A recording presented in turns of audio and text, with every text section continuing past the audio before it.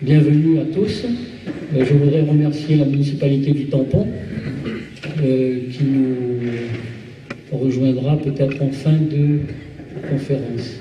Merci et je passe la parole au professeur Amadou.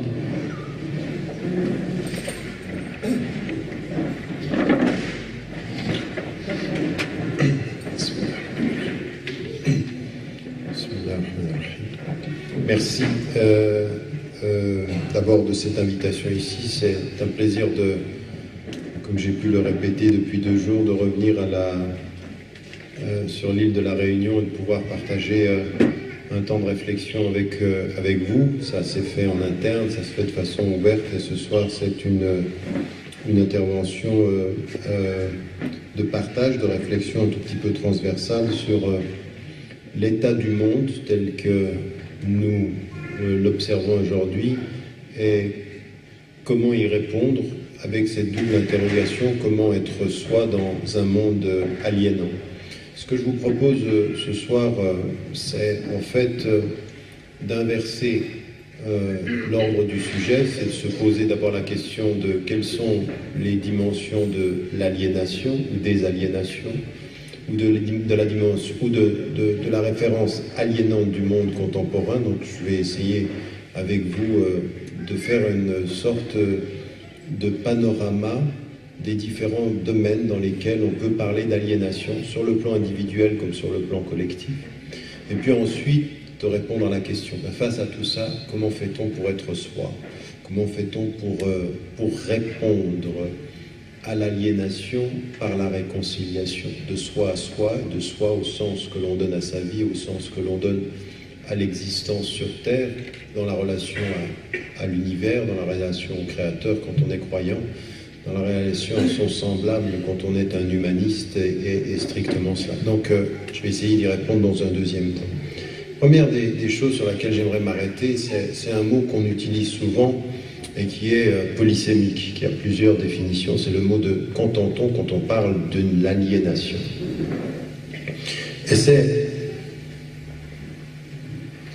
Et c'est important de s'y arrêter parce que dans le concept, dans la notion même d'aliénation, il y a vraiment quelque chose qui s'oppose à tout ce qui est la quête de sens d'un point de vue philosophique, la quête spirituelle du point de vue... La quête de... Ça allait, je crois. Je crois que... Est-ce que vous m'entendez pas? Donc ça allait pas. J'avais l'impression que ça allait parce que je m'entendais. Vous m'entendez comme ça au fond? Mieux? Ça pourrait être mieux. Vous m'entendez mieux? Maintenant, très bien. On est là, donc très bien. On va continuer comme ça. Donc, ce que je voulais mettre en évidence, c'est simplement, de façon synthétique, encore une fois, vous imaginez bien que sur une conférence de 50 minutes, 1 heure, on ne peut pas aborder toutes les dimensions, ni même toutes les définitions et la compréhension de ces définitions-là. 4 choses que l'on entend quand on parle d'aliénation. La première, être étranger à soi. Cette idée de l'aliénation, être étranger à soi, c'est d'abord une idée très simple, c'est se voir par le regard de l'autre.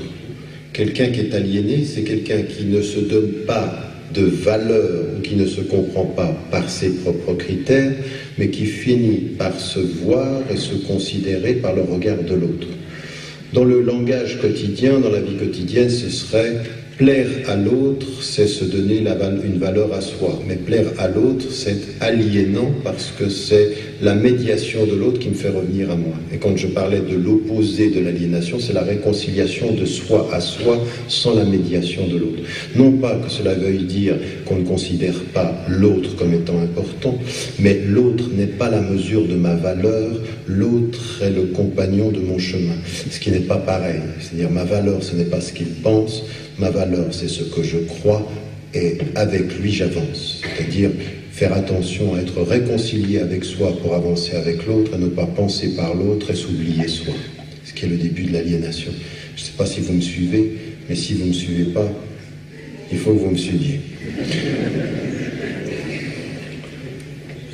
Premier élément. Donc, le premier élément, c'est se voir par le regard de l'autre. Le deuxième élément de l'aliénation, quand on dit se voir par rapport dans l'autre, ben c'est un rapport de deux sujets. Je suis un sujet, je dis je, donc je suis un sujet, tu es un sujet, et l'aliénation, c'est perdre ce statut de sujet, c'est-à-dire perdre la capacité de pouvoir prendre des décisions pour soi-même. Et donc c'est encore plus profond que simplement se voir par l'autre, c'est se voir perdre le pouvoir de dire je et de décider pour soi. Et donc ça, c'est une autre des dimensions, celle qui est la perte du sujet, et qui en fait, l'aliéné est un être dépendant. Oui. Dans l'aliénation, il y a de la dépendance. Il y a je ne suis plus je autonome, mais je suis dépendant de l'autre. Pas que il faut faire attention, parce qu'il y a des dépendances qui vous permettent de dire je. Par exemple, dans la dimension du transcendant, par exemple, le rapport à Dieu, la dépendance que je me reconnais à Dieu peut être une formidable façon de dire je, parce que je décide de cela. C'est pas la même chose que de dire la dépendance vis-à-vis de l'altérité humaine. Donc les processus de dépendance, il faut bien les étudier. Mais ici, c'est perdre le statut de sujet. Perdre le statut de pouvoir décider pour soi. Troisième des dimensions qu'on a dans l'aliénation, je vous dis tout ceci parce que c'est très profond dans notre vie quotidienne aujourd'hui. Toutes ces réalités quotidiennes où le monde est aliénant, c'est très subtil. C'est qu'à des moments donnés, être aliéné sans le savoir, c'est d'être doublement aliéné et doublement perdu. Mais la force de la double aliénation, c'est qu'elle vous donne l'impression que vous êtes libre alors que vous êtes aliéné. Et il n'y a rien de plus aliéné qu'un être qui est aliéné et qui se croit libre. Oui. Vous comprenez ce que je veux dire? Quelqu'un qui pense penser par lui-même et on pense pour lui, et finalement il croit penser librement, mais il n'est pas libre. Il pense comme tout le monde parce que d'autres pensent pour lui. Il dit je quand d'autres ont dit nous avant qu'ils disent je. Et lui, il pense qu'il dit je tout seul, mais il dit je comme tous les autres disent je. Donc il est dans, c'est ce qu'on appelle l'instinct grégaire, l'instinct du troupeau, oui, auquel certains philosophes et toutes les traditions spirituelles vous disent de faire très très attention à ça. La subtilité de toutes les dynamiques d'aliénation. Donc, mais si vous commencez, on aura du temps pour les questions tout à l'heure. C'est pas que je veux garder la parole, mais je vais l'emprunter 1 heure. Je vous remercie. J'accepte votre cadeau. Donc, la question du sujet. La troisième des dimensions, qui est pas simplement sur le statut, c'est la dimension de la pensée. Non plus se voir par l'autre, mais penser par autrui. Ce qui est encore une dimension différente. C'est plus ce que je suis, mais c'est ce que je pense. Donc c'est pas forcément le rapport que j'ai à moi-même, c'est aussi le rapport que j'ai au monde. C'est aussi le rapport que j'ai à mes semblables. Donc une chose est de se voir par autrui, une chose est de perdre son statut de sujet, une autre chose encore est de penser par autrui, c'est-à-dire que d'autres pensent pour moi, ce que je vous disais tout à l'heure. Et la quatrième des dimensions, elle est subtile, elle est très importante, c'est celle que nous donnait en fait Karl Marx. Karl Marx a une chose que, vous savez, on pense que le marxisme est terminé, mais un certain nombre de thèses fondamentales du marxisme sont à étudier. Et il avait raison sur un élément très très important sur lequel il faut étudier. Quand vous avez un artisan va faire un objet. Quand il commence l'objet avec l'intention de terminer l'objet terminé, il est dans l'objet parce que l'objet sort de sa conception de l'objet. Il est l'artiste et en même temps celui qui va concevoir l'objet jusqu'à sa finalité. Oui, c'est-à-dire qu'à un moment donné, quand il a terminé, il sait tout le processus qui l'a amené à parachever son œuvre. Il est dans l'œuvre qu'il a produite comme artisan. Quand on entre dans l'ère de l'industrialisation, il y a un problème. C'est-à-dire qu'on dit, toi tu fais la roue, toi tu fais le volant, toi tu fais la pédale. Et en fait, au bout du compte, chacun fait un élément de l'objet final, mais quand l'objet final sort, celui qui l'a conçu au départ n'est pas dans l'objet final. Et quand, à un moment donné, vous ne vous retrouvez plus dans la production, vous êtes aliéné dans votre travail. Un travailleur aliéné, c'est un travail qui participe à un objet d'un tout dans lequel il ne se reconnaît pas. Et pourquoi cela, il faut le considérer? Parce que dans les systèmes de production, la production elle-même a tendance à nous mener, nous, à ne plus nous retrouver dans ce qui est le produit final de notre travail. C'est-à-dire que vous êtes dans la fragmentation. Oui, c'est dans la fragmentation. C'est comme si vous disiez, vous savez, vous allez écrire un poème, mais vous allez juste écrire le premier vers. Puis d'autres vont écrire tout le reste. Puis à la fin, on va vous lire le poème, puis on va vous faire croire, c'est à vous. Ben non, pas tellement. Je ne me reconnais pas dans 80% des vers, mais j'ai juste un vers. Ce vers-là, sorti de mon imagination, n'est pas le produit artistique final. C'est vrai dans l'art, mais c'est vrai dans le travail. Quand dans le travail, vous ne vous retrouvez plus à la fin, vous pouvez être aliéné dans le processus. Et c'est ce que disait Karl Marx quand il parlait du travail. Il disait, il faut faire attention, les systèmes de production qui vous font penser que vous êtes le sujet du travail, et finalement, vous êtes autant l'objet que l'objet que vous avez produit. Parce que vous n'êtes que le moyen de sa production. Vous me suivez? Subtil, mais très très profond. C'est-à-dire, qu'est-ce qui fait que vous vous reconnaissez dans votre travail? Qu'est-ce qui fait qu'à un moment donné, votre valeur vous donne une valeur? Votre travail vous donne une valeur. Le travail, ça a une valeur, mais il faut que la valeur du travail, elle vous revienne à vous. Si vous n'avez qu'un élément du travail, que vous ne vous retrouvez dans rien, vous ne pouvez pas aller devant une Porsche et dire « c'est moi la roue ». Oui, j'ai fait la roue. J'ai une roue. On en a besoin, elle est fonctionnelle, elle n'est pas du tout essentielle, au sens de l'essence du travail. 4 dimensions sur lesquelles il faut qu'on s'arrête, parce que le monde aujourd'hui est en train de produire ces aliénations à la puissance, à une puissance extrêmement exponentielle, et qu'il faut étudier. Maintenant, quand on a tout ceci, on se dit, essayons de regarder individuellement et collectivement ce que je vous disais au départ, comment va se traduire l'aliénation? Comment, parfois, on va penser, pas par nous-mêmes, comment, parfois, on va penser par le regard de l'autre? Comment, parfois, on va perdre là le sens du sujet?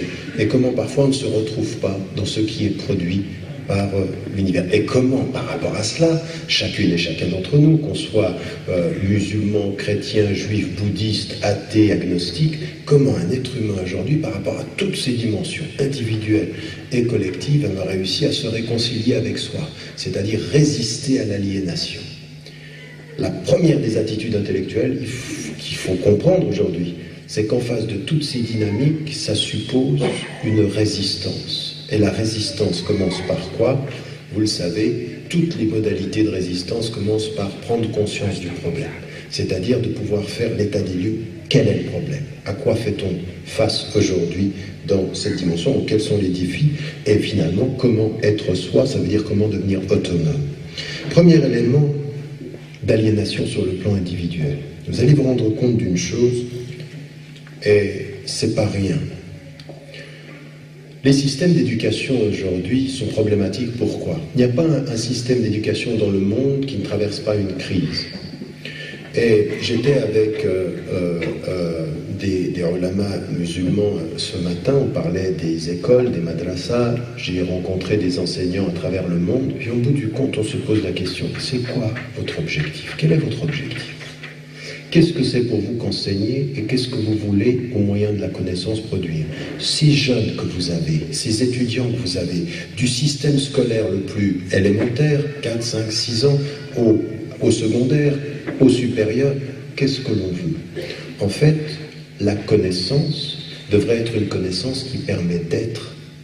Quand les systèmes scolaires finissent par évaluer et sanctionner le savoir-faire, c'est-à-dire l'efficacité, c'est-à-dire le savoir qui va être celui qui va permettre le plus d'efficacité, ils peuvent vous faire entrer dans la dernière catégorie de l'aliénation. Vous êtes un élément d'un système qui vous dépasse. Vous n'êtes pas dans la connaissance de qui vous devez être, vous êtes dans la connaissance de ce que vous avez à faire. Une école qui produit des citoyens qui doivent savoir quoi faire et pas forcément décider par eux-mêmes. Et quand vous voyez ceci, qu'est-ce que vous devez étudier d'abord? Quelles sont les matières à qui on donne le plus d'importance? Vous allez vous apercevoir que souvent les matières scolaires dans lesquelles on donne le plus d'importance, ce ne sont pas des matières scolaires qui vont être des matières scolaires qui vont célébrer la créativité, célébrer le bien-être, ce sont des matières qui célèbrent l'efficacité. une des matières qui permet à un être humain de devenir un sujet dans sa vie est la matière historique. Or, vous verrez que tous les systèmes d'éducation sont en train de perdre l'histoire. Quand vous perdez la mémoire, vous perdez la notion de sujet dans l'histoire. La mémoire, d'où on vient. Pas pour s'y enfermer, mais la mémoire, la connaissance de l'histoire. Et donc aujourd'hui, on a des systèmes d'éducation qui sont extrêmement performants, mais qui sont performants et qui nous disent beaucoup plus le savoir-faire que le savoir-être. Savoir-faire par opposition au savoir-être. C'est-à-dire, véritablement, et même ceci, même dans les systèmes, même dans les références religieuses, souvent on dit comment faire la prière, mais pas ce que c'est qu'être dans la prière. Par exemple, dans les systèmes religieux, on peut tomber dans la technicité des choses. Mais moi, ce qui m'intéresse, c'est que nos systèmes scolaires généraux, transversaux, et encore une fois, ici, il n'y a pas à regarder l'Occident comme critique, c'est le monde total, c'est le monde contemporain qui est comme ça. C'est dans les sociétés du Sud la même chose. L'un des grands problèmes des sociétés du Sud, ici à La Réunion, où vous allez à côté en Afrique, c'est que le problème, ce que l'on pense être une réussite, c'est de réussir à être aussi efficace scolairement qu'on l'est dans le Nord. C'est une question d'efficacité. C'est pas une question d'être. C'est pas être avec le monde et savoir être avec le monde, c'est comment on acquiert un savoir-faire pour être aussi efficace. Et quand on l'acquiert, il faut s'émigrer. Vaut mieux aller faire ça en France, vaut mieux aller faire ça dans la métropole, vaut mieux aller faire ça en Europe. Pourquoi? Parce que c'est là qu'on va acquérir plus de savoir-faire. Ça ne veut pas dire qu'on sera mieux être, mais on saura mieux faire. Et vous savez quoi? Le mieux être rapporte rien. Le mieux faire rapporte un salaire. Ça rapporte du travail. Donc on est dans un système où l'école qui devrait être la production d'êtres autonomes, finalement produit des êtres utiles à la société. L'école qui devrait libérer du système produit des gens qui s'intègrent au système. Alors certains vont dire, mais c'est normal, il faut une école qui va te donner. À quoi ça sert d'étudier des choses qui ne vont pas nous apporter un salaire? Toute la question est de savoir, quand le cercle devient vicieux, on n'en sort pas. Et on peut s'aliéner dans ce système-là. Donc un premier élément, c'est la notion même de connaissance. Que sait-on et pourquoi le sait-on? Question qu'on pourrait poser à chacun d'entre vous. Vous avez tous été à l'école. Si vous m'écoutez ici, c'est que vous êtes tous passés par l'école élémentaire, ou l'école primaire, ou l'école secondaire, ou l'université. À partir d'un certain moment, pourquoi savez-vous ce que vous savez et à quoi vous sert le savoir? À penser seul ou à penser efficace? À penser digne ou à penser utile? Et ne me dites pas que vous pensez tous dignes, parce que ça se saurait si c'était le cas. Nous avons tous à des moments une pensée qui est utile, qui est une pensée qui est efficace, et qui se veut efficace parce qu'on a intégré ce que le système scolaire ou ce que la société peut attendre de nous. Bien penser, c'est souvent penser dans l'efficacité que nous impose la société. Et on peut être d'accord ou pas, mais ça finit souvent par être comme ça. C'est pour ça que la notion de mémoire, la mémoire n'apporte rien, mais elle vous fixe dans l'histoire. Savoir d'où on vient, savoir ses origines, c'est savoir où l'on va. C'est cette connaissance de l'histoire, de connaissance. Si on ne veut pas répéter les mêmes erreurs, il faut savoir ce que les êtres humains ont été dans l'histoire. La déficience, le déficit de connaissances historiques est une des graves lacunes de nos systèmes d'enseignement, tous les systèmes confondus, dans les sociétés du Sud comme dans les sociétés du Nord. Et donc aussi, même ces références, savoir ce en quoi on croit ou ce que l'on ne croit pas. Encore une fois, dire je crois ou dire je ne crois pas suppose que l'on sait ce que l'on ne veut pas ou ce que l'on veut. C'est-à-dire qu'aujourd'hui, même quand on refuse un système religieux ou une spiritualité ou autre, tout ceci, on y a le droit. Toute personne a le droit de dire je n'y crois pas.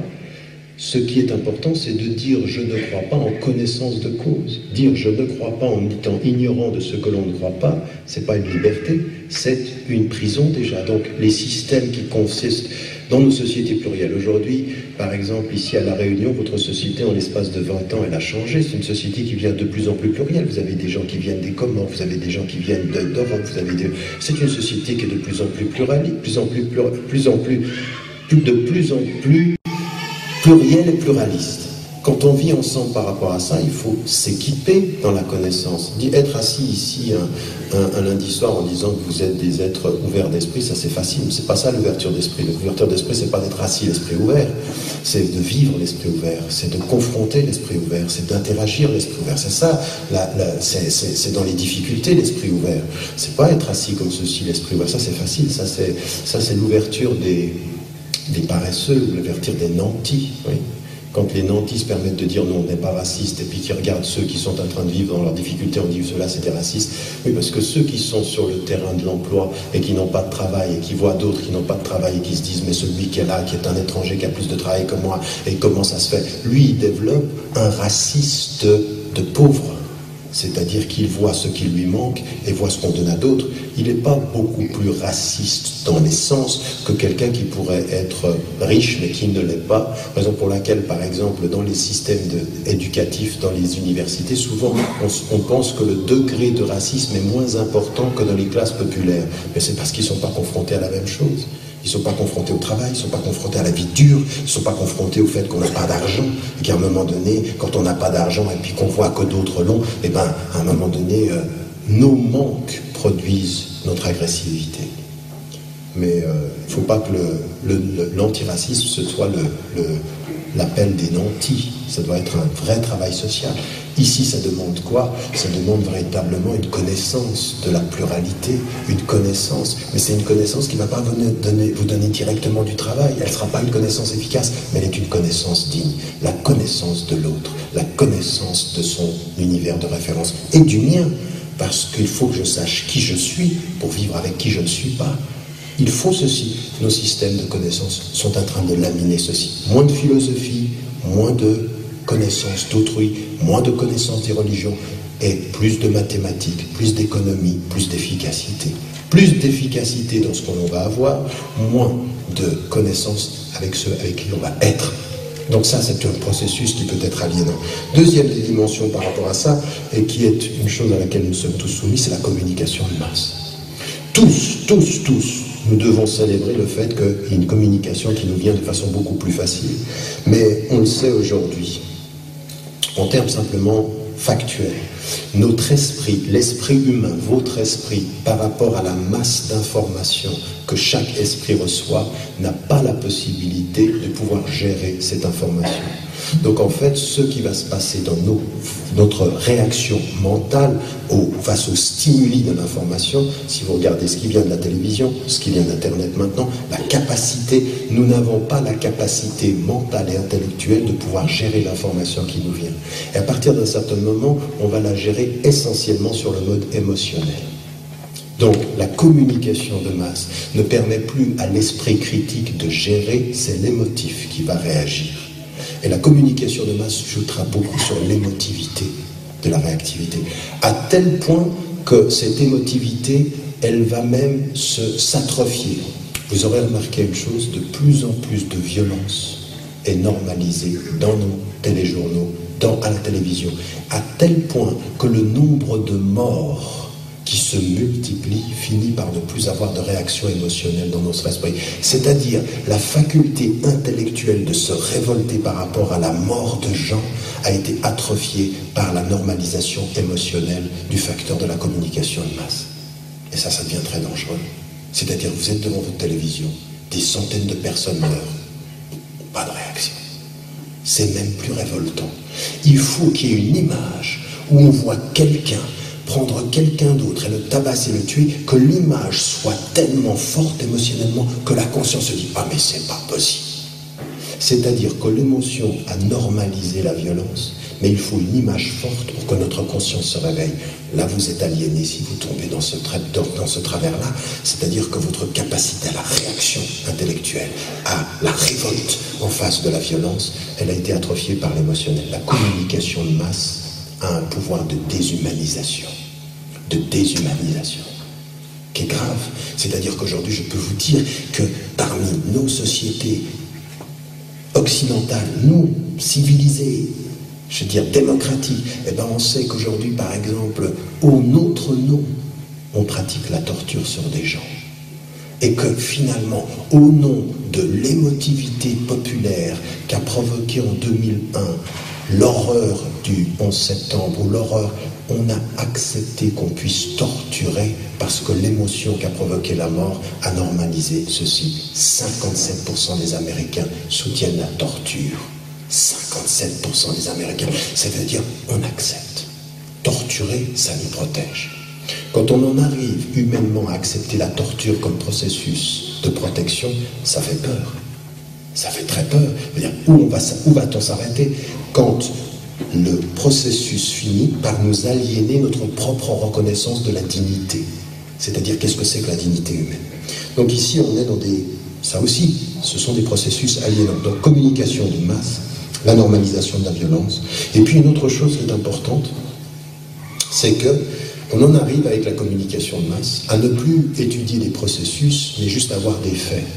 C'est-à-dire que vous regardez ce qui se passe, par exemple, en Haïti, quelques années de là, oui, vous avez entendu, ou comme par exemple récemment à Maurice, vous avez une catastrophe. Et vous regardez la catastrophe, et puis il y a des gens qui vont mourir, comme en Haïti. Et puis, émotivement, on voit le fait et on s'attriste. Mais on ne voit pas tout le processus. Comment se fait-il que la même catastrophe naturelle tue tant de personnes en Haïti et si peu de personnes au Japon? Comment se fait-il que toute cette eau finit par prendre tous les pauvres et que finalement on a une réaction sur le catastrophique sans comprendre que l'humanitaire est derrière est en fait produit par une immense injustice qui est faite aux Haïtiens, non pas dans la catastrophe naturelle, mais dans toute la gestion de leur pauvreté. Qu'en fait, c'est un pays qu'on a spolié, qu'on a exploité, dont on a pris toutes les richesses, et on s'émeut d'une catastrophe naturelle, mais on ne s'émeut pas de la spoliation humaine qui a produit ça. Quand la communication de masse vous traduit l'injustice uniquement en termes humanitaires et catastrophiques, vous apercevez que vous n'avez plus de conscience pour réfléchir. Les Haïtiens, ils n'ont pas besoin qu'on leur envoie de la nourriture quand la catastrophe naturelle est venue. Ils ont besoin de justice qui disent il faut de la justice pour le pays. Ce pays a des ressources naturelles à nul autre pareil. Mais l'exploitation a été telle que finalement on s'émeut de la catastrophe, non pas de l'injustice qui est faite au peuple. Quand votre conscience ne pense que par votre cœur en situation de catastrophe, vous êtes aliéné. Vous ne pensez plus comme des êtres dignes pour la justice, mais comme des humanitaires, émus contre les gens. Ça ne veut pas dire qu'il ne faut pas réagir humainement, mais il faut se réveiller consciemment en se disant mais comment ça se fait que ce pays-là, si riche, subisse autant ces catastrophes naturelles? Deuxième élément ici de l'aliénation. Vous me suivez jusqu'à là? J'ai pas fini, il y en a encore 3 sur le plan individuel. L'autre chose aussi qui est un problème dans notre société, c'est une dimension qui vient au-delà de notre éducation sur une disposition intellectuelle qui est saine au départ, problématique à terme. C'est celle qui est issue d'une chose qu'il faut dire et répéter.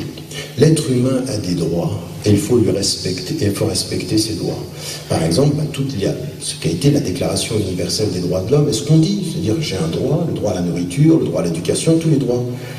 Mais à partir d'un certain moment, quand tout le dispositif social, dans les démocraties contemporaines, comme de plus en plus en Afrique, comme de plus en plus en Asie, se détermine par le fait que nous sommes des êtres humains qui devons évaluer nos droits, mais qui, en tant que citoyens, ne vont pas rendre compte de nos responsabilités. Et bien là, c'est un problème. Vous savez, Gandhi, quand il a reçu la première version de la Déclaration des droits de l'homme, sur la Déclaration des droits de l'homme, il a pris plusieurs semaines pour répondre, 3 mois en fait. Et il répond après 3 mois en disant je vous remercie et je vous prie de m'excuser pour le retard. Je me souviens de cette parole de ma maman qui disait que à tout droit donné à l'être humain, il faut que celui-ci reconnaisse ses devoirs. Et nous sommes dans une culture aujourd'hui qui est beaucoup basée sur je revendique mes droits, mais quant à ma citoyenneté ou quant à mon statut d'être humain, j'en oublie mes responsabilités. Et ça, c'est une aliénation. La conscience, elle n'est pas simplement une conscience des droits. Il faut avoir une conscience des droits, mais mariée à une conscience des responsabilités humaines. Ce que je vous disais, par exemple, par rapport aux Haïtiens, ou par rapport au Sud, ou par rapport à n'importe quelle société, une conscience qui sait dire son droit, mais qui n'oublie pas sa responsabilité, c'est-à-dire un citoyen, non pas qui se bat uniquement pour ses droits, mais qui comprend qu'il a une responsabilité vis-à-vis de la collectivité. La justice sociale, c'est pas une chose qui va se réaliser uniquement quand nous tous assis ici, nous allons appeler à nos droits. Non, la justice sociale, pour tous ceux qui ne sont pas là et qui vivent dans la pauvreté, c'est quand nous tous nous aurons compris qu'avec nos droits, nous avons des responsabilités. La responsabilité de la justice sociale, la responsabilité de la défense de la dignité. Qu'est-ce qui nous est dit aujourd'hui par nos systèmes scolaires, par rapport à nos parents, par rapport à nos sociétés, sur cette culture de la responsabilité, et non pas une chose qui est en train de nous aliéner tous. C'est que quand vous n'avez qu'une disposition vis-à-vis de vos droits, vous finissez par nourrir en vous le sentiment de la victime. Et la mentalité de victime, elle est extrêmement pernicieuse. C'est finalement, c'est pas moi, c'est les autres. Oui, Sartre disait l'enfer, c'est les autres. Aujourd'hui, nous disons les coupables, c'est les autres. Les responsables, c'est les autres. Moi, je suis victime. Et la victime, la mentalité de victime, c'est une personne qui revendique ses droits, mais qui finalement, à tout ce qui arrive, on nourrit l'idée que c'est les autres. Alors, ceux qui sont victimes de racisme, et ça existe. Je me souviens, quand j'étais en Angleterre, je faisais une conférence, et je disais, il faut lutter contre la mentalité victimaire. Et il y avait un noir qui se battait depuis 30 ans dans la résistance au racisme anti-noir, et il vient vers moi à la fin de la conférence et me dit, tu sais, c'est vrai ce que tu dis. Il ne faut pas accepter et il ne faut pas nourrir la mentalité victimaire. Mais ça ne veut pas dire qu'il ne faut pas reconnaître qu'il y a des victimes. Et il a parfaitement raison. Il avait raison de me dire ça. Oui, il y a des victimes. Il y a des victimes de racisme, il y a des victimes de discrimination, il y a des victimes de violence. Maintenant, quelle est la réaction à ça ? Nourrir le fait qu'il y a des victimes, se lamenter, ce que je dis par exemple à beaucoup de femmes, arrêtez de dire que les hommes ne vous donnent pas vos droits. À un moment donné, il faut se lever et se dire, je suis une femme, je revendique mes droits et je lutte contre la pensée victimaire, c'est-à-dire que je ne m'alimente pas de cette situation où l'autre est coupable de mon propre statut. Ça, c'est l'aliénation, c'est rendre coupable l'autre toujours. Alors ça va très loin. Souvenez-vous, George W. Bush, après le 11 septembre, ils n'aiment pas notre civilisation, nous sommes victimes de leur violence. Je veux dire, c'était quand même cocasse d'entendre le président américain dire que nous sommes victimes de la violence d'autrui quand on sait la charge de violence qu'ils répandent à travers le monde. Qu'on ait une critique par rapport à ce qui a été fait, par rapport aux actes terroristes, il n'y a pas de doute, mais se présenter comme victime, George W. Bush, une victime. Une victime de qui ? De qui est-il la victime, lui ? Lui qui a pris des décisions politiques qui ont provoqué tant de victimes, de morts. Oui, et puis ensuite d'entendre Madeleine Albright en disant la politique de George W. Bush a été une politique suicidaire, elle qui a soutenu avec le président qu'on célèbre aujourd'hui, Bill Clinton, le boycott de tous les Irakiens qui a produit 500 000 morts. Dans la majorité des femmes et des enfants et des innocents, le boycott n'a pas été une guerre, mais il a été une guerre silencieuse, la mort silencieuse. Ça n'a pas fait la une des journaux, ce n'était pas des avions qui bombardaient, mais ça a été un boycott qui a affamé un peuple. Donc à partir d'un certain moment, ça va de là, se présenter comme des victimes à la tête de l'État, ou nous, dans notre quotidien, nous présenter systématiquement comme des victimes. Et vous entendez ceci, dans les sociétés majoritaires, on dit attention, ils sont en train de venir. Qui ? Ces immigrés. Nous sommes des victimes. Ils vont nous coloniser. Vous connaissez ce discours ? Oui, les xénophobes, c'est ça. La xénophobie, c'est basé sur nous sommes des victimes de leur colonisation. Et puis alors, ajoutez à cela la question de l'islam. Les musulmans arrivent. Attention. Et les musulmans, de leur côté, ils ne nous aiment pas. Vous n'aimez pas l'islam, vous n'aimez pas les musulmans. Et entre victimes, on s'entend bien. Bienvenue dans la culture des victimes. C'est-à-dire plus de responsables, plus de... Je revendique mes droits et je suis victime de toutes vos discriminations. Ça, c'est de l'aliénation. La question de cette pensée-là, c'est de l'aliénation et c'est un monde qui l'entretient aujourd'hui. Quatrième des dimensions de cette aliénation sur le plan individuel, c'est une chose sur laquelle il faudra vraiment apporter une contribution fondamentale. Elle est philosophique, elle est spirituelle. C'est sur la notion de la liberté. C'est-à-dire, quand un sujet ne pense pas par lui-même ou pense par quelqu'un d'autre, c'est, au fond, qu'est-ce que c'est qu'être libre ? Qu'est-ce que c'est qu'être libre ? C'est vraiment être libre, c'est décider pour soi de ce que l'on veut être, n'est-ce pas? Et de ce que l'on veut vivre.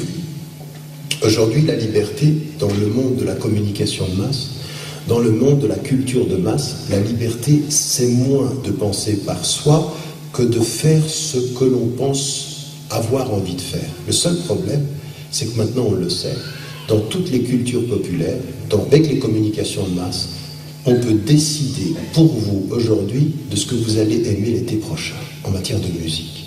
Vous savez qu'aujourd'hui, c'est des séquences psychologiques. Vous savez qu'aujourd'hui, à Hollywood, on a des psychologues qui travaillent sur les films.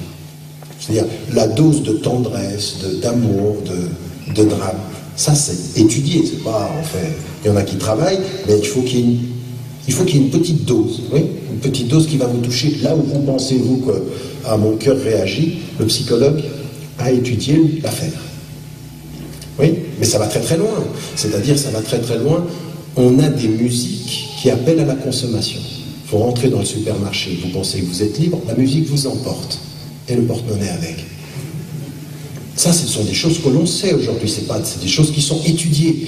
Et ça pose la vraie question de la liberté, c'est-à-dire, qui décide pour moi de ce que j'aime? Quand on dit à quelqu'un, fais ce que tu aimes, il faut s'arrêter et lui dire, est-ce que tu es sûr que ce que tu aimes, c'est toi qui l'aimes? Ou est-ce qu'on t'a fait aimer ce que tu aimes? C'est-à-dire ce vrai mouvement-là, qui est une aliénation sur la vraie notion de liberté. Qu'est-ce que c'est que la liberté dont on parle? Parce qu'il y a une liberté qui est de faire comme tout le monde fait, et de penser qu'on aime ce que tout le monde aime. Et ça, c'est l'instinct grégaire, c'est-à-dire que c'est une liberté de masse et à laquelle il manque une vraie dimension. Une autre chose qu'on dit, très souvent, dans la culture populaire aujourd'hui, quand on est passé de l'art au divertissement, on présente la liberté comme le fait de pouvoir s'oublier. Oui, vous connaissez la formule chez les jeunes d'aujourd'hui, éclate-toi. Oui, éclate-toi, ça veut dire éclate-toi. Hein? C'est-à-dire ta conscience, tu l'oublies et tu pars dans tous les sens. Fais ce que tu veux. Dans une vraie réflexion philosophique, religieuse ou spirituelle, par exemple, philosophique ou spirituelle, sur la notion de la liberté c'est le contraire de s'éclater. En fait, ce serait plutôt la dimension de se recentrer, de décider pour soi. Après qu'on veuille se laisser aller ou s'oublier, est-ce que s'oublier, c'est être libre? Oui. Est-ce que s'oublier, c'est être libre? Ça peut l'être. Encore une fois, il faut se poser la question de savoir qui décide comment et qui décide de quoi. Et dans la culture de masse, dans ce qui nous est proposé, encore une fois, je ne parle absolument pas ici de l'Occident. Ce dont je suis en train de parler, c'est peut-être plus à La Réunion, en Afrique, en Asie, que partout. C'est partout pareil. C'est-à-dire que ce qui fut à un moment donné, ce qu'on a réduit à la culture occidentale, c'est partout. On est tous, aujourd'hui, en train de nous poser les mêmes questions. Et la liberté qui est aussi une vraie question quand ça n'est plus la liberté du sujet qui pense seul, mais c'est la liberté de faire ce que tu sens, de suivre ceux qui sont autour de toi, de t'oublier, voire peut-être aussi une liberté qui est énormément portée sur le paraître. C'est pas une liberté d'être, ça peut être une liberté de paraître, raison pour laquelle vous avez beaucoup de réflexions aujourd'hui dans nos sociétés plurielles sur la visibilité, c'est-à-dire des visibilités qu'on accepte, des visibilités qu'on accepte moins. C'est moins sur la réflexion fondamentale sur la liberté d'être. Et cela, de ce point de vue-là, toute liberté qui se définit par l'externalité ou par l'extérieur est problématique. La liberté se détermine par l'intériorité, par le fait du choix du sujet dans sa conscience et dans son être. Et ça demande une introspection, ça demande de... Mais chacun d'entre nous ici, est-ce que vous êtes sûr que vos choix, vous les déterminez en conscience? Et même si vous parce que vous ne les déterminez jamais en conscience, bien sûr que vos parents vous influencent, bien sûr que votre culture vous influence. Le but, c'est pas de penser qu'on a pensé seul sans personne, mais c'est de savoir identifier qui a influencé nos choix. C'est ça la liberté, c'est de se dire d'où vient ce choix, d'où vient cela. Oui, c'est-à-dire que quand vous regardez votre maman, quand vous regardez votre papa et que vous les regardez bien dans les yeux, au-delà de leur fonction, vous dites je te ressemble quand même. Ben, vous n'avez pas perdu votre liberté pour ça. Vous avez juste identifié une source. Identifier la source, c'est un acte de liberté, de conscience. C'est-à-dire, on sait d'où ça vient. même dans la dimension religieuse, même dans la dimension spirituelle, même dans la dimension collective. Ce sont des questions qui sont importantes. Et puis, il y a une dernière chose que je voulais dire sur le plan... j'en ai parlé à des jeunes quand on s'est vu hier. Combien de temps j'ai fait là? J'ai fait 40 minutes, j'ai encore 20 minutes, ça va? D'accord. Ce que je disais, c'est... J'en parlais hier à des jeunes, c'est aujourd'hui... au-delà de la communication de masse ou des médias ou autres, qui sont aujourd'hui véritablement le quatrième pouvoir, on a toute la culture Internet. Et il y a des études, il y a 6 semaines de cela, 1 mois de cela, il y a une étude qui est apparue aux États-Unis sur ce que produit la culture Internet, les réseaux sociaux et tout ceci. Et là aussi, vous avez des jeunes et des moins jeunes, en fait, nous tous ici dans cette salle, hein, vous allez sur Internet, vous êtes sur Facebook, vive la liberté. Twitter, très bien, libre en 160 lettres. Et pourtant, ce qu'on est en train de faire comme étude sur l'impact de ces réseaux sociaux sur des modes de pensée. Et là, vous apercevez qu'on est dans des aliénations profondes. Première des choses qu'Internet est en train de mettre en avant, c'est une culture à laquelle on n'était pas très habitué, c'est ce qu'on appelle la nouvelle culture de l'anonymat. C'est-à-dire que vous êtes en face d'un écran, vous pouvez vous cacher derrière un nom d'emprunt, et vous commencez à vous déresponsabiliser. Regardez bien, l'anonymat, c'est un processus de déresponsabilisation. C'est-à-dire, je peux dire ce que je veux, parce que personne ne sait qui je suis. Sauf ceux qui vous suivent sur Internet, d'accord? Donc en l'occurrence, une culture de j'ai. C'est pas moi. Ils savent pas. Donc je dis ce que je veux. Donc une espèce de dédoublement de la personne. C'est-à-dire on se cache derrière l'écran et peut dire ce que l'on veut. L'autre chose aussi, c'est que comme le réseau est mondial, très vite on entre dans quelque chose qui est la connexion et la tentation du complot, la tentation de quelque chose décide quelque part que je ne maîtrise pas. Oui, c'est-à-dire déresponsabilisation personnelle et projection d'une puissance virtuelle qu'on ne détermine pas. Et donc là, vous allez chez les jeunes maintenant de plus en plus, les Illuminati, les signes, faites attention, on est dans l'histoire du complot. Quand vous êtes en face du complot, vous n'êtes plus un sujet, vous êtes un objet de tout, quoi. Quand on réussit par une culture Internet à vous faire croire que vous êtes l'objet d'un complot supérieur, qu'est-ce qu'on fait? On vous a enlevé toute puissance d'action. Votre conscience est dans l'impuissance. Je suis impuissant. C'est tellement puissant. Oui? Vous voyez ça? Et alors je suis anonyme. Je suis anonyme, pas responsable et impuissant. En termes d'aliénation, alors là c'est la totale. Un sujet anonyme, impuissant et pas responsable, alors là on est dans l'aliénation à la puissance 4. On ne peut plus, il n'y a plus rien. Et quand cette culture elle s'inscrit en nous, quand on commence à assimiler ceci, et bien là on est dans une aliénation extrêmement profonde. Et les jeunes d'aujourd'hui, et les moins jeunes, sont en train d'entrer dans des références, dans des modes de communication déresponsabilisants, anonymes, et produisant l'impuissance. Et l'impuissance de changer les choses. Donc ça, encore une fois, alors là, pour le coup, cette culture Internet, si elle n'est pas maîtrisée, est une culture de l'aliénation profonde, de l'aliénation carrée, en l'occurrence ici. Donc vous voyez bien qu'on est dans un monde qui peut être aliénant. Sur le plan collectif, très rapidement, je mets en évidence un certain nombre de choses. Ça, c'était sur le plan individuel. Donc vous voyez que tout ça cumulé, ça fait beaucoup. On dit, mais comment je peux me sortir de ça? Alors il y en a certains qui, à la fin de cette première partie, se disent, bon ben, nous sommes cuits. C'est pas ce que je voulais dire. Au contraire, c'est se rendre compte de l'importance, de la subtilité des phénomènes et d'essayer d'y réagir. Quelque chose est en train de se passer au niveau collectif qui n'est pas nouveau. On a parlé pendant longtemps de l'impérialisme politique, c'est-à-dire quand on faisait de la colonisation, qu'on se trouvait, qu'on était là politiquement. On est passé à une étape, on est passé, à l'exception aujourd'hui de ce qui peut se passer dans les dernières terres colonisées dans certains endroits, en Palestine aujourd'hui, on n'est plus dans la colonisation politique et physique. Mais on est dans un véritable impérialisme culturel et un véritable impérialisme économique. Et qu'est-ce que cela veut dire? Cela veut dire que aujourd'hui ce qu'on appelle la globalisation. Vous savez que certains acteurs du Sud disent la globalisation, c'est une certaine forme d'occidentalisation. Je ne vais pas rentrer dans ce débat-là, je n'ai pas le temps, mais ce qui m'intéresse, c'est de dire, en termes aujourd'hui de cet impérialisme culturel, il est évident que ce qui était la production culturelle qui venait de l'Occident, aujourd'hui, par tous les moyens de communication, s'est installé partout. Nous sommes tous, d'une certaine façon, touchés et emportés par la culture dominante. Et la culture dominante, elle n'est pas simplement occidentale au sens strict. Vous avez même vu des civilisations qui l'ont intégrée. Si par exemple vous pensez à la culture chinoise contemporaine, c'est plus le confucianisme, c'est le capitalisme asiatique qui est en train de véritablement produire des mêmes comportements. C'est-à-dire, vous le voyez dans la musique, vous le voyez dans le cinéma, vous le voyez dans les modes de production. On est maintenant partout emporté par ce mouvement-là. Et donc, on est dans une sorte d'impérialisme culturel dont le centre est nulle part et la propagation partout. Pour utiliser la formule revue de Pascal.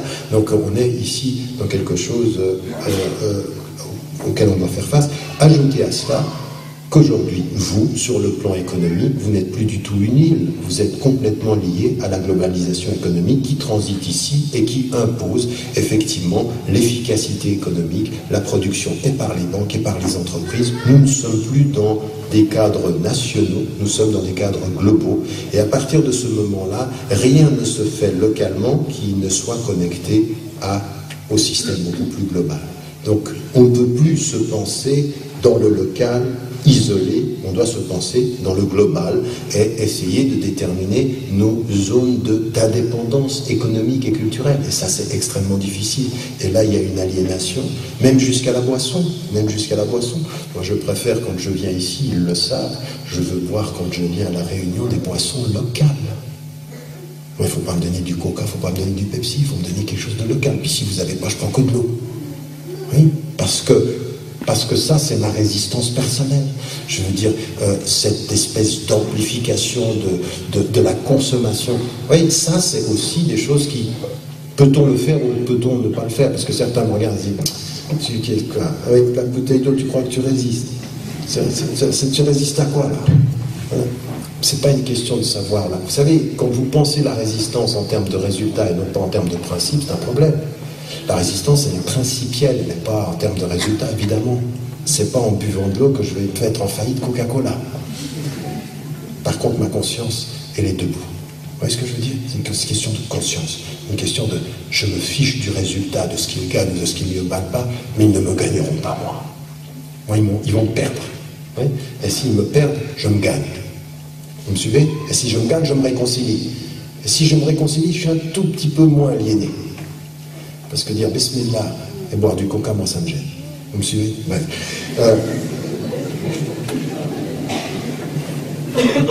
Deuxième élément sur quoi. Donc ça, c'est pour... c'est un message implicite aux musulmans. Mais dire n'importe quoi, même pour ceux qui ne sont pas musulmans, dire ouais, je suis libre, je bois Coca-Cola, quand on voit... Je veux dire, franchement, quand vous voyez les publicités, je ne veux pas en rajouter. Mais c'est un mode de vie, quoi. On vous dit, c'est un mode de vie. Sois libre, sois bien. Bois Coca. Et ça, je ne sais pas, moi, ça, j'appelle ça... Je ne vais pas donner de nom. Bref, deuxième élément, qui est important aussi, qu'on perçoit au niveau collectif, c'est que vous savez, souvenez-vous, les plus âgés d'entre vous, il fut un temps où le débat politique était un débat d'idées et d'idéologie. On savait plus ou moins ce que ça voulait dire venir de la droite ou venir de la gauche. L'idéologie, l'idée, la vision de justice du rapport à l'État. Là, maintenant, on a un nivellement. Et on s'aperçoit que ce qui différencie souvent, ce ne sont pas des idéologies qui sont basées sur des idées, ce sont des idéologies qui sont basées sur des émotions, sur de l'émotionnel. Voici venir le temps de la politique émotionnelle. On ne vous fait pas penser ou prendre des positions politiques par vos idées, mais par l'émotivité. Ce que je disais par la communication de masse, maintenant se reproduit sur des masses. C'est-à-dire qu'un élément émotionnel, mais c'est grave, parce qu'à un moment donné, un élément, un acte violent, une situation peut renverser le pouvoir est renversé de l'ordre du gouvernement, et on s'aperçoit que dans cette politique émotionnelle, on est, nous citoyens, on voit nos droits diminuer, on voit nos droits être emportés par des discours qui font dans l'émotif et qui ne font pas dans le constructif, qui ne font pas dans le rationnel. Et c'est le troisième élément ici de l'aliénation potentielle et collective, c'est l'installation partout des populismes. Et les populismes, c'est jouer sur l'émotivité populaire, non pas sur la conscience des êtres. Et l'émotivité populaire, le populisme, c'est quatre critères que vous voyez toujours chez les populistes. Et vous le savez, les populistes, ça peut être des populistes politiques, ça peut être des populistes religieux, ça peut être des populistes de tout type. On a du populisme religieux dans les sociétés majoritairement musulmanes. Maintenant, on a des gens qui utilisent le référent religieux de façon complètement populiste. Et on l'a ici sur le plan complètement émotionnel. On a l'extrême droite des populistes. Elle est moins dans l'extrême droite qu'elle ne fut avant, mais elle a réussi à répondre partout des thèses populistes. 4 facteurs, la pensée binaire, eux contre nous. Et nous, c'est toujours soit l'étranger, soit celui qui n'est pas complètement comme nous, celui qui est comme nous, mais dont le nous est suspect. Soit par la couleur, soit par l'origine. Oui, vous savez, on est tous réunionnais, mais, faites attention au mais. Le mais, c'est toujours le début de la catastrophe. Oui. Oui, vous savez, ça c'est des processus de communication. Faites toujours attention par ceux qui commencent par vous dire, ça s'appelle l'art de l'agrément chez Blaise Pascal. Elle dit, tu sais, c'est bien ce que tu dis. Vraiment bien ce que tu dis. Mais, et là, vous en prenez pour votre grade. D'accord? Donc, toi, je t'aime bien. Toi, le noir. Mais, eux. Oui? Quand on vous dit vous, oui, mais tous les autres, non. Ça, c'est le racisme exemplaire. C'est comme ça qu'on construit des racismes ordinaires. Le populisme construit sa vision sur le mode binaire. Eux contre nous. Deuxième élément, réponse simpliste à questions complexes. Le chômage, la difficulté, la violence. Eux, c'est eux les coupables. C'est ces immigrés. Ce sont ceux qui viennent d'arriver. Vous voyez, c'est toujours une réponse simpliste. Mais ça, c'est pas nouveau. On l'a dans toutes les immigrations. Et aujourd'hui, ça nous prend, c'est un processus d'aliénation qui gagne du terrain. Beaucoup de terrain. Troisième des éléments, ce que je vous disais tout à l'heure, là, au niveau collectif maintenant, pas au niveau individuel, mettre en évidence, nous sommes en danger. Nous sommes les potentielles victimes de ces gens-là. Ces gens-là viennent, s'installent, ils vont prendre le pouvoir, ils ont changé notre société. Nous devenons les victimes des étrangers, les victimes des immigrés, les victimes de tous ceux qui viennent d'arriver. Cette pensée-là, c'est la pensée populiste. Pensée binaire, pensée simpliste, pensée qui stigmatise l'autre, et puis, bien évidemment, tout ça empaqueté dans un registre émotionnel. Et le registre émotionnel, qu'est-ce que c'est? C'est toujours fondé, vous allez vous en rendre compte dans le discours politique, c'est toujours l'anecdote.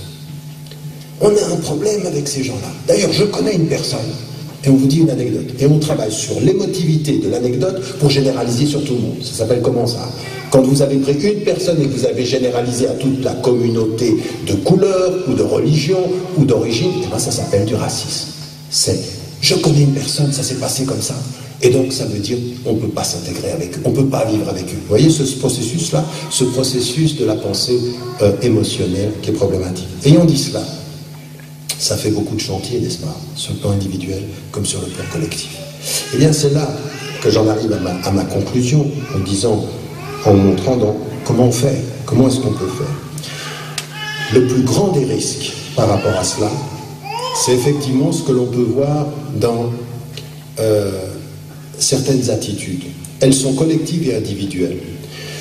Dans les sociétés occidentalisées aujourd'hui, le premier réflexe que l'on a par rapport à tout ça, c'est de dire il faut se protéger. Et souvent, on pense qu'il faut se protéger, c'est soit en devenant très fermé, c'est-à-dire on devient identitaire, nous, c'est ma. Vous verrez dans le monde global, souvent des gens disent c'est ma région, ma nationalité, c'est nous, on peut en arriver à cela. Où on en arrive, ça c'est l'attitude religieuse que l'on voit sur le plan vraiment très littéraliste, très légaliste. Hein, vous savez, quand tout ça s'est permis, la seule chose qu'il faut dire, c'est par exemple dans le langage des musulmans, il faut boucler, on est en danger.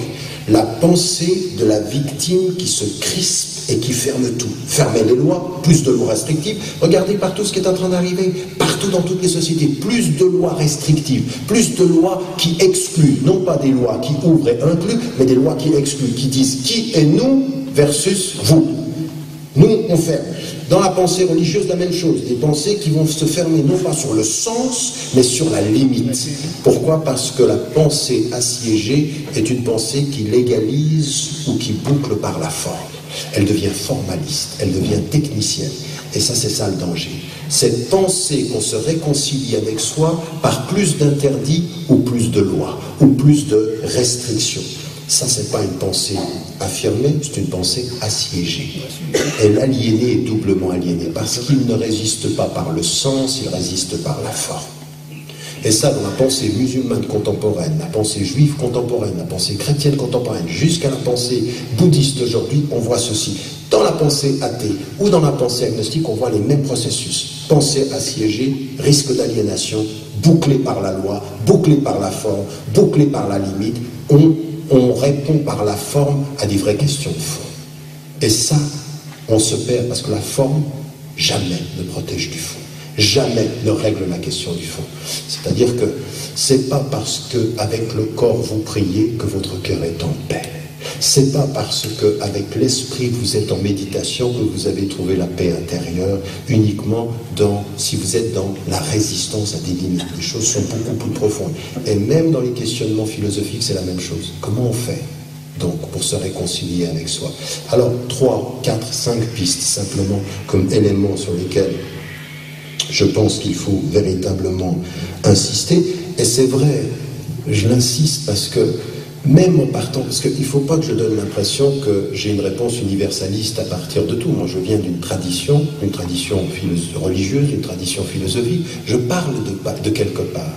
Mais je sais que de là où je parle, je vais rencontrer toutes les autres traditions, agnostiques, athées, bouddhistes, hindous, juives, chrétiennes. On a le même défi fondamental. Parce que cette aliénation-là, elle nous touche tous égalitairement. On est tous en face des mêmes processus. Donc comment est-ce qu'on fait par rapport à cela? Eh bien, dans chacune des traditions, parce que l'universalisme, c'est pas de se poser au centre en se disant j'ai l'universalité, non. L'universalisme, c'est savoir qu'on a plusieurs chemins qui mènent au même espace universaliste. L'universalité ne peut être qu'une universalité partagée. C'est ce qu'on partage, l'universel, c'est pas ce qu'on peut être possède. C'est pas un monopole, l'universel. L'universel n'est que partagé. Il accepte la diversité des chemins qui viennent au même champ du même questionnement. Première des choses qui doit permettre, de ce point de vue-là, la dimension de la résistance à l'aliénation, c'est la connaissance. Et là, c'est un vrai problème d'éducation, parce que cette connaissance-là, elle est une connaissance non pas formaliste, non pas de limites qui résistent, mais la connaissance dans la compréhension. Et c'est ce que je disais, vous savez, dans un livre qui s'appelle « L'autre en nous », je disais qu'il fallait réconcilier nos enfants avec 4 disciplines. L'histoire des religions, la philosophie et l'art. Parce que l'art, c'est la meilleure résistance au divertissement aliénant. Vous savez, ce divertissement qui te dit « éclate-toi, oublie-toi », l'art ne dit pas ça. L'art ne dit pas. L'art, c'est l'imaginaire qui se réconcilie. C'est un art d'élévation. Ça ne doit pas être un art de destruction et d'oubli et d'éclatement. Et ça, dans la pensée, même musulmane, il faut qu'on dise ceci. La connaissance, c'est comprendre. Il ne peut y avoir aujourd'hui de résistance au phénomène d'aliénation que dans la compréhension, que la connaissance se fonde dans la compréhension. Comprendre ce que l'on sait pour être, non pas pour être efficace, c'est-à-dire développer la dignité de la connaissance, la dignité de la conscience, savoir et comprendre. Ça veut dire dans la dimension de l'histoire, même dans la dimension religieuse, il faut cesser, au premier rang desquels les musulmans, comme les chrétiens, comme les juifs, il faut cesser de développer des enseignements religieux formalistes. Ils nous donnent l'impression qu'on résiste, mais en fait on se perd. Parce qu'on ne répond pas aux questions fondamentales. Il faut comprendre pourquoi on jeûne, comprendre pourquoi l'on prie, comprendre pourquoi l'on médite, pour comprendre pourquoi l'on pense, comprendre ce que l'on veut être avec la pensée. C'est-à-dire une vraie connaissance qui donne sens. C'est ce que j'appelle la quête de sens, c'est-à-dire véritablement donner ça. Et apprendre à nos enfants à penser seuls. Souvenez-vous toujours de ces propos du professeur qui disait « Je ne vous apprends pas à penser comme moi, je vous apprends à penser sans moi. » L'autonomie de la pensée. Et l'autonomie de la pensée, c'est la pensée critique.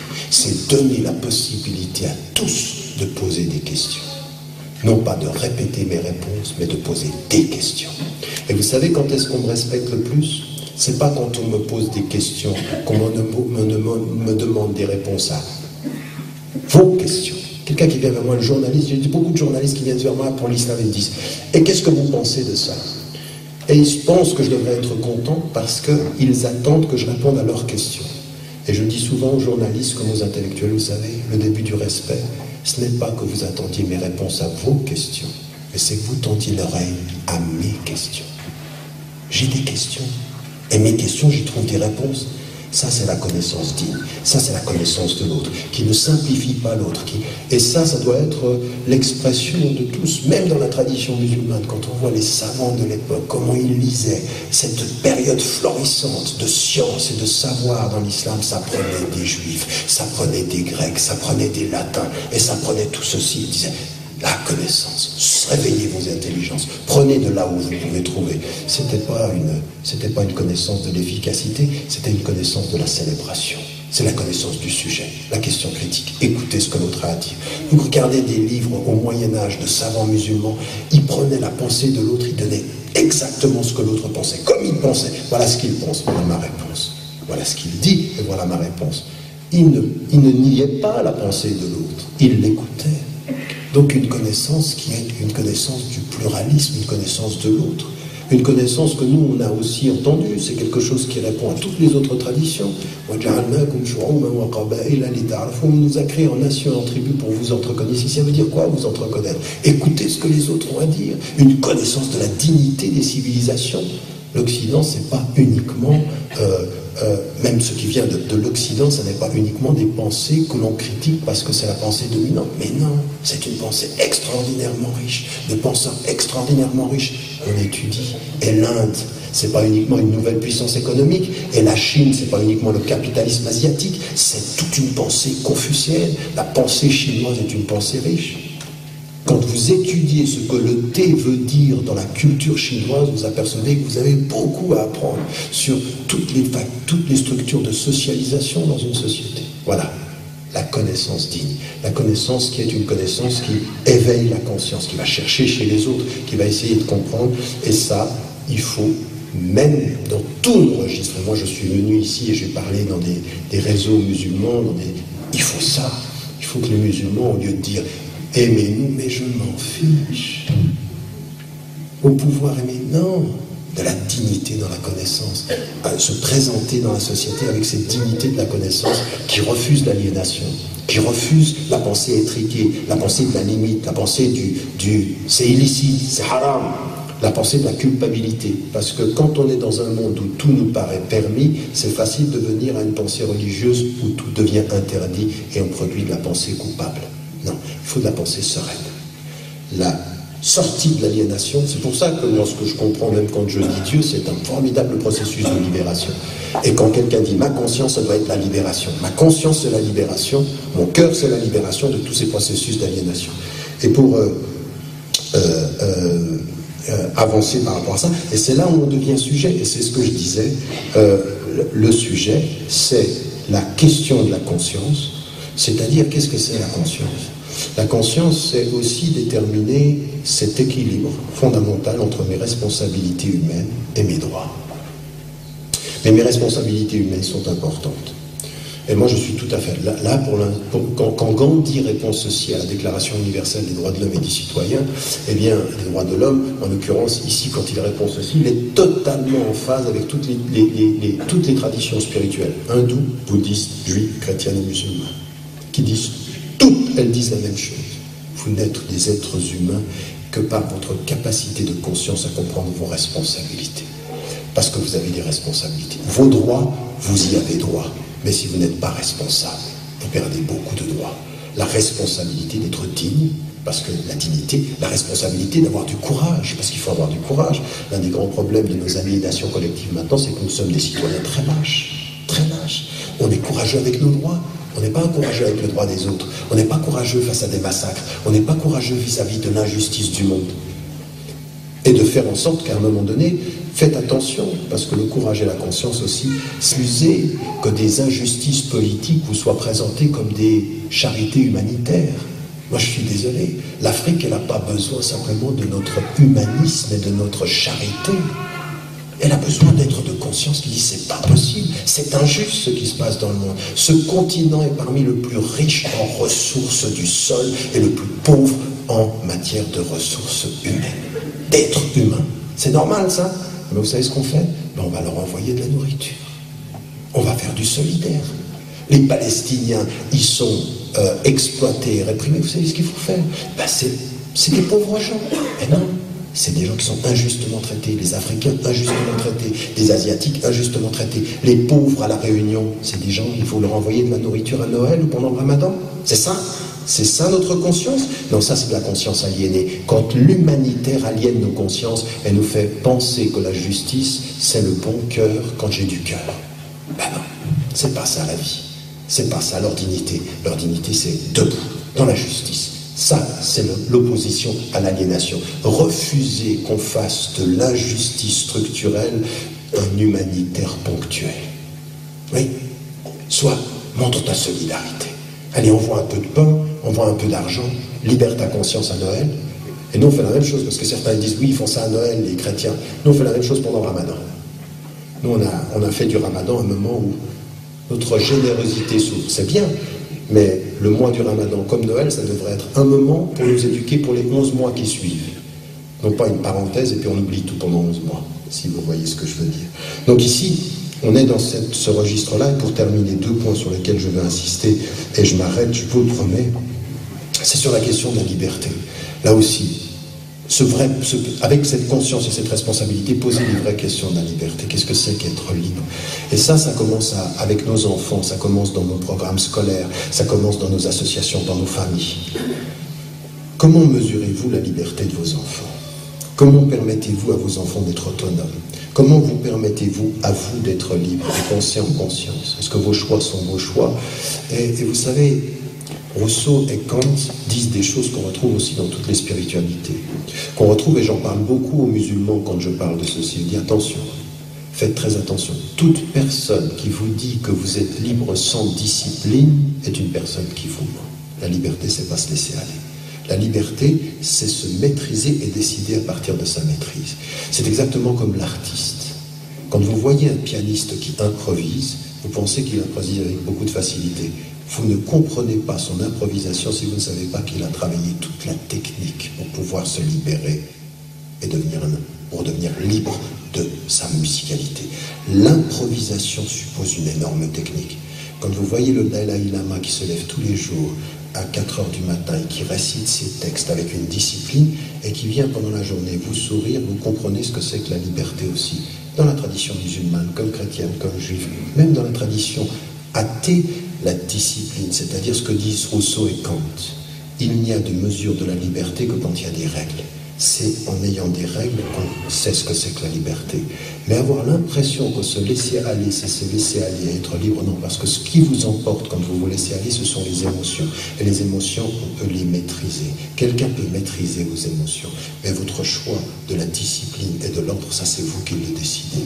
Donc apprendre à se structurer pour se libérer. La liberté par la discipline. La discipline, je sais que c'est un mot qu'on n'aime pas, mais moi je l'aime bien. J'aime bien les gens qui sont intellectuellement disciplinés. Vous savez, intellectuellement disciplinés, c'est-à-dire quand vous parlez, ils vous écoutent. Et quand ils parlent, ils sont disciplinés avec leur conscience, ils sont disciplinés avec leur personne. D'ailleurs, ils font attention. La discipline, c'est le respect de soi aussi. C'est le respect du temps. Pas parce que le temps c'est de l'argent, mais parce que le temps c'est la vie. Toute personne qui vous dit le temps c'est de l'argent, faites attention. Petit conseil d'amis. Mais, et dernier élément, c'est aussi, à partir d'un certain moment, de se poser les questions des finalités.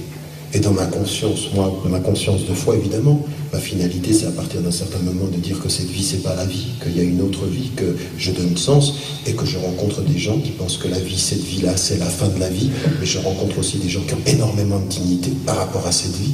J'ai rencontré des musulmans sans dignité, j'ai rencontré des athées avec beaucoup de dignité, j'ai rencontré des juifs, des chrétiens. À partir d'un certain moment, ce qui compte, c'est quelle va être dans notre vie notre attitude. Et ça s'appelle comment? Le devoir de cohérence. Le devoir de cohérence, c'est la réconciliation. dire ses principes et essayer de vivre avec. On a tous des contradictions. Il n'y en a pas un ici qui n'en a pas de contradictions.